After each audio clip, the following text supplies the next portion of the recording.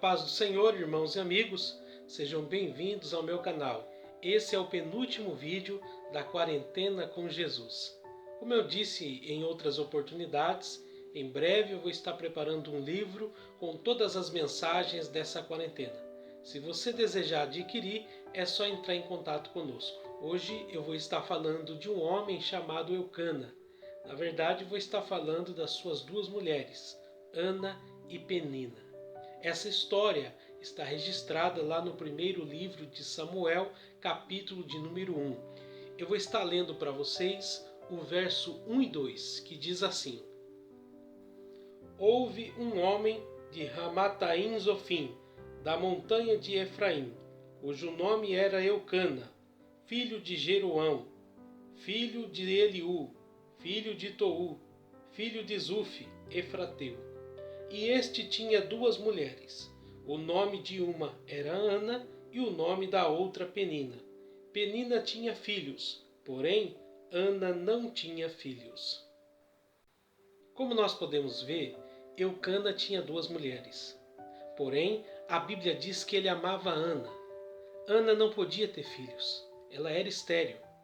Provavelmente essa é a razão pela qual Eucana se casou com uma segunda esposa. De acordo com as leis da época, se uma mulher fosse estéril e não pudesse dar filhos ao seu marido, ele podia ter uma segunda esposa. E a partir do momento em que Penina chega naquela família, a vida de Ana se torna um pesadelo. Porque a Bíblia diz que Penina era inimiga de Ana, ela era a sua rival. E a exemplo de Ana, todos nós temos que lidar com peninas nas nossas vidas. Todos nós temos uma pedra no nosso sapato. Eu estou falando de pessoas que chegam na nossa vida não para serem nossas amigas, mas para serem inimigas. Pessoas que se levantam para nos afrontar. Então eu quero usar esse texto de 1 Samuel, capítulo de número 1, para falar o que acontece quando Penina se levanta para nos afrontar. Em primeiro lugar, quando Penina se levanta, as nossas fraquezas se tornam mais evidentes. Como eu disse na mensagem 36, quando eu falei do salmista Asaf, nós fazemos de tudo para não demonstrar as nossas fraquezas. Mas quando Penina se levanta nas nossas vidas, as nossas fraquezas se tornam mais evidentes. Mais evidentes por quê? Porque na época as pessoas olhavam para Penina e via que ela tinha filhos e filhas. Porém as pessoas olhavam para Ana e viam que ela era estéril. E nós sabemos o que significava não ter filhos na antiguidade. Era uma humilhação. Significava que aquela mulher ela era amaldiçoada pelo Senhor. Quando Penina se levanta nas nossas vidas, em segundo lugar, nós somos afrontados frequentemente. O verso de número 6 diz que Penina excessivamente irritava Ana, a fim de provocá-la. Quando a Bíblia diz aí excessivamente, isso nos dá a entender que Penina passava dos limites. Penina era uma mulher que não tinha Deus no seu coração. No Salmo de número 10, o salmista disse assim: Os ímpios na sua arrogância perseguem furiosamente o pobre. E o verso 7 diz assim: Sua boca está cheia de maldições, mentiras e ameaças. Violência e maldade estão na sua língua. Ana constantemente era obrigada a aguentar os desaforos de Penina. Quando Penina se levanta na nossa vida, em terceiro lugar, somos levados a chorar. O verso de número 7 diz que Ana chorava. A luta era tão grande que ela não comia nada, ou seja, que ela chegava a perder o apetite. Ana estava sofrendo. Mas quem de nós pode criticar Ana? Ninguém é de ferro. Quem é que nunca chorou por causa de uma afronta, de uma perseguição ou de uma injustiça? Veja o que diz o Salmo de número 102. No verso 4 e 5, o salmista disse dessa maneira: O meu coração está ferido e seco como a erva. pelo que até me esqueço de comer o meu pão. Já os meus ossos se pegam à minha pele, em virtude do meu gemer doloroso. Aí ele diz assim no verso 8 e 9: os meus inimigos me afrontam todo dia.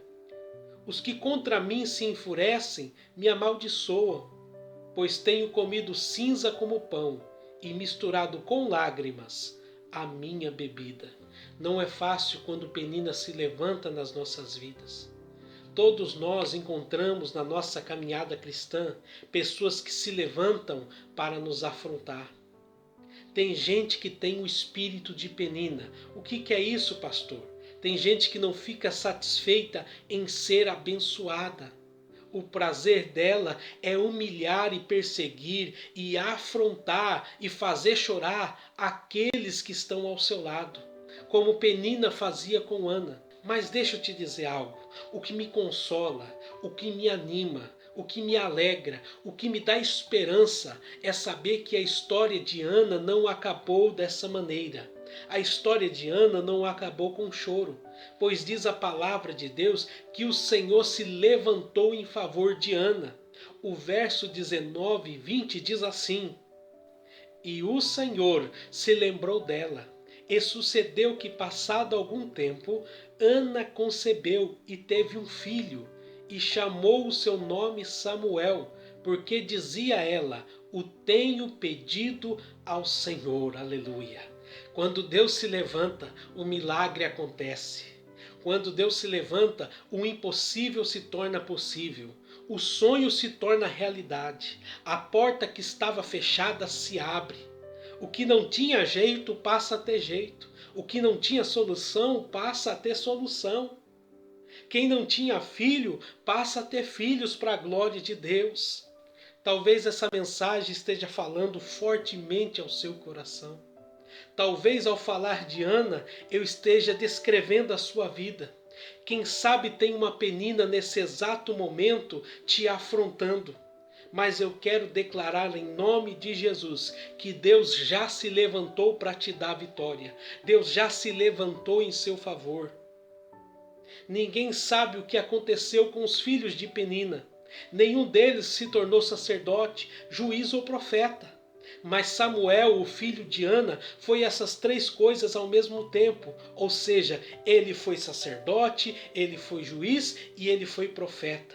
Samuel foi um grande homem de Deus. E não parou por aí. A Bíblia diz lá no capítulo 2 e o verso de número 21 que o Senhor novamente visitou Ana e ela concebeu e teve mais 3 filhos e 2 filhas. Então ouça e creia naquilo que eu vou te dizer nesse momento. Deus já se levantou em seu favor. Deus já se levantou para te dar vitória. Deus já se levantou para tratar com os teus inimigos. Ouça o que eu estou te dizendo. A sua história não vai acabar assim. A sua história não vai acabar em choro. Ao invés de choro, vai ter alegria. Ao invés de humilhação, vai ter exaltação. Ao invés de esterilidade, vai ter fertilidade. Ao invés de vergonha, vai ter dupla honra. Ao invés de derrota, vai ter vitória na tua vida em nome de Jesus. Eu quero finalizar lendo para você Isaías capítulo 43 e o verso de número 13, que diz assim: antes que houvesse dia eu sou, e ninguém há que possa fazer escapar das minhas mãos. Operando eu, quem impedirá? Meu desejo é que essa mensagem possa ter falado ao seu coração. Eu te encontro aqui amanhã, na nossa última mensagem dessa campanha Quarentena com Jesus. Deus te abençoe e até amanhã, em nome de Jesus.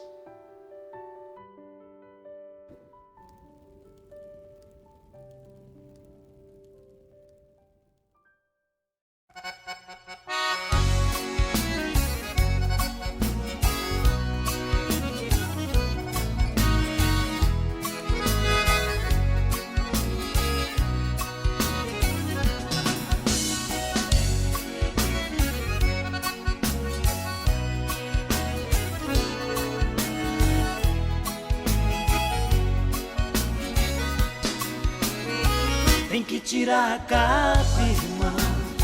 Tem que tirar a capa.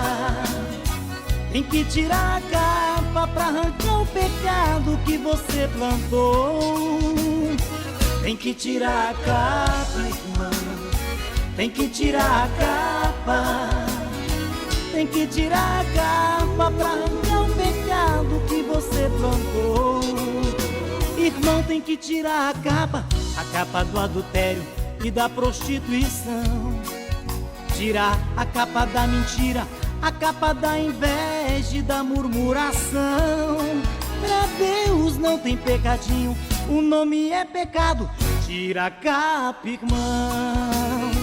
Tem que tirar a capa, irmão. Tem que tirar a capa. Tem que tirar a capa pra arrancar o pecado que você plantou. Tem que tirar a capa, irmão.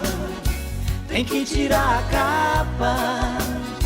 Tem que tirar a capa pra arrancar o pecado que você plantou.